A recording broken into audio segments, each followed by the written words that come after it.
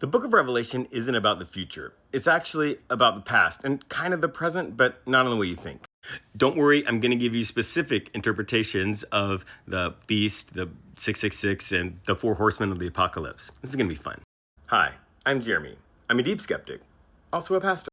And remember, when you're approaching the Bible, you are always remembering that it was written by a specific person at a specific point in time to a specific audience. And to understand what that author really intended is to look at exactly what they were trying to convey to their audience. And when the book of Revelation was written, the Christians were being oppressed by Rome. They were being persecuted, and all kinds of horrifying things were happening to them.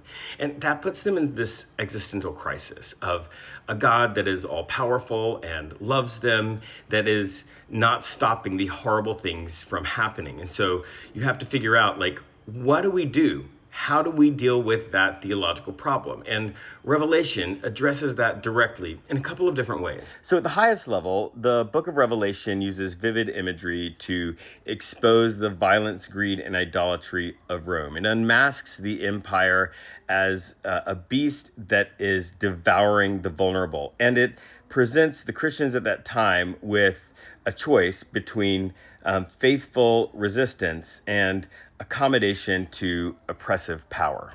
I really love the way Dan McClellan describes what scholars see as this big message of the book of Revelation. The idea is that, they're in this oppressive power. They have this big existential question and theological question. And the book of Revelation really shows that there will be punishment, but that punishment will be later, that there will be justice in the end. And ultimately, he calls it like revenge fantasy fiction, that where the power of the empire and all of that will end up in the hands of the Christians. And to be able to have really specific symbolic interpretation, which we're going to do right next, you have to understand that this is a type of literature called apocalyptic literature. And it is poetic, symbolic, and essentially, intentionally not literal. It's not mapping one for one onto some sort of predictive scheme. So let's talk about the imagery of the beast in Revelations 13 and what legitimate scholars talk about in terms of an interpretation of that imagery. So the beast is sort of a symbolic parody of Rome. The seven heads of the beast are the seven hills of Rome.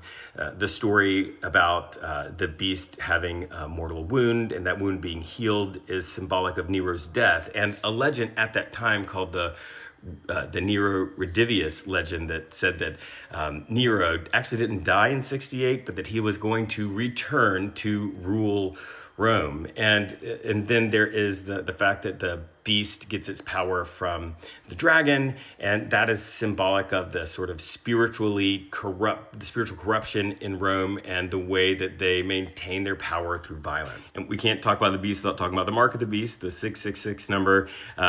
Biblical scholars will say that this is symbolic of economic compliance with Rome, not a microchip that somebody's going to put in your hand to be able to buy things like I was told when I was growing up in these evangelical churches.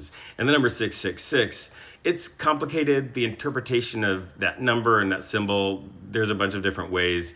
Some biblical scholars talk about how if you take Nero Caesar and spell it in the typical way that they spelled it in Hebrew, right? Hebrew letters also have a numerical value. So if you add up those letters, it ends up with 666. But what about the four horses of the apocalypse? Well, biblical scholars will tell you that it's talking about Rome. Remember, that's what this book really is about.